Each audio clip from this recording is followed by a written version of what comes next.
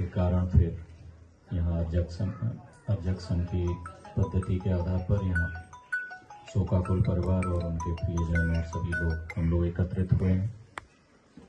मैं परिवार के और उनसे जुड़े सभी लोगों के नैतिक समर्थन के लिए, उनको संवेदना अपनी प्रेषित करने के लिए यहाँ आया हूँ। और ये जो परंपरा है,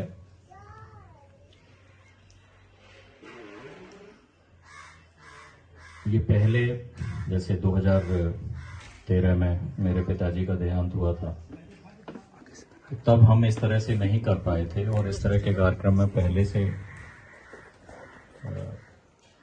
अवसर मिला होता इस तरह की चीज़ें कि समाज में इस तरह से लोग कर रहे हैं प्रोग्रेसिव चीज़, तो हम लोग भी इसी तरह से करना पसंद करते। और इसके लिए ये जैसा कि कई वक्ताओं ने कहा कि इस साहस के लिए परिवार बधाई का पात्र है। ये पाखंड, लोक परलोक और सारी ये चीज़ें, ईश्वर, आत्मा, पुनर्जन्म, ये सब कुछ सातिर लोगों ने खड़े किए थे। ये सारे तामझाम लोगों को डराएं, लोगों को अपने अंधविश्वासों में जकड़े रहें और उनका शोषण करते रहें। ये धर्म की जो बहुत ही खतरनाक, गंदी, घिनौनी राजनीति होती है ईश्वर के नाम पर और विभिन्न प्रकार के डर के नाम पर, और सारे जो इमोशंस होते हैं उनका लोग शोषण करते रहे। कोई हमारे परिजन है, उनका देहांत हुआ, जिन भी परिस्थितियों में हुआ, प्री मैच्योर हुआ, कुछ का मैच्योरिटी के बाद होता था, काफ़ी उम्र के बाद, लेकिन सभी से हम लोग जो रह जाते हैं, उनको उनके मन में जो उनके प्रति प्रेम रहता है, उस भावना को भुनाते हुए, उनका भावनात्मक शोषण करते हुए ये धार्मिक सिस्टम, किसी भी धर्म का हो, हमारे यहाँ तो और भी ज़्यादा खतरनाक तरीके से उसका शोषण होता रहा है। और इस चीज़ को बौद्धिक सोच के साथ अर्जक संघ, जिनका नारा ही था जानो तब मानो, वहाँ से यूपी से रामस्वरूप वर्मा साहब थे, अपने यहाँ बिहार से जगदेव बाबू थे, तो इस चीज़ को आगे बढ़ाया जा रहा है। ये देखकर एक उम्मीद बनती है कि अंधविश्वास, पाखंड और ये धर्म के नाम पर लोगों का शोषण, प्रेमचंद का गोदान उपन्यास पढ़ा था, बहुत ही प्रसिद्ध है उपन्यास, जो हिंदी में है उनका प्रथम स्थान माना जाता है। और उसका जो नायक है होरी, इसी समुदाय से है जिस समुदाय के प्रभात वर्मा जी और उनका परिवार प्रदीप वर्मा जी हैं, कुर्मी समुदाय का ही किसान परिवार।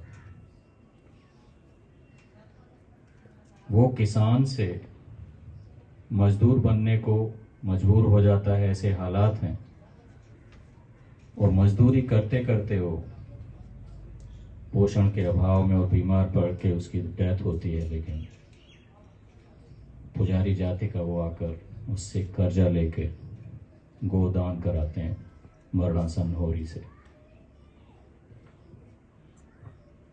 तो ये घिनौनी चीजें रही हैं, और वर्मा जी ने, प्रदीप वर्मा जी ने इस तरह से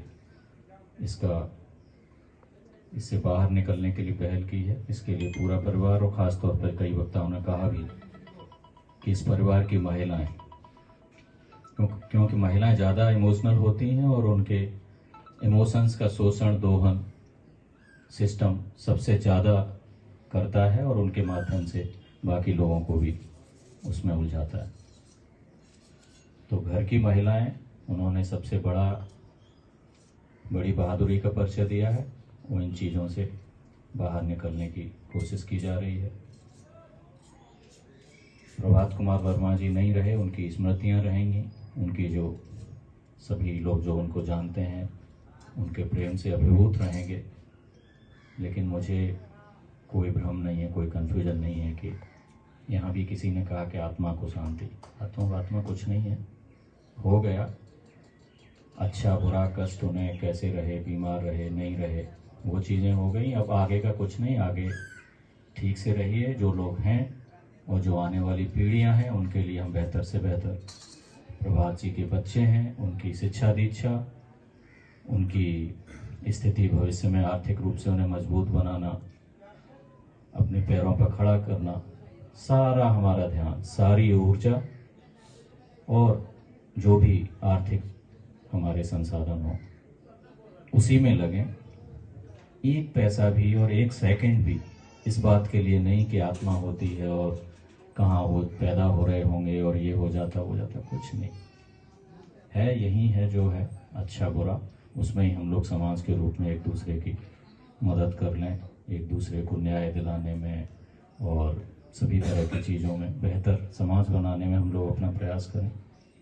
और मुझे विश्वास है कि इसी दिशा में यहाँ ये परिवार आगे बढ़ रहा है। जय हिंद।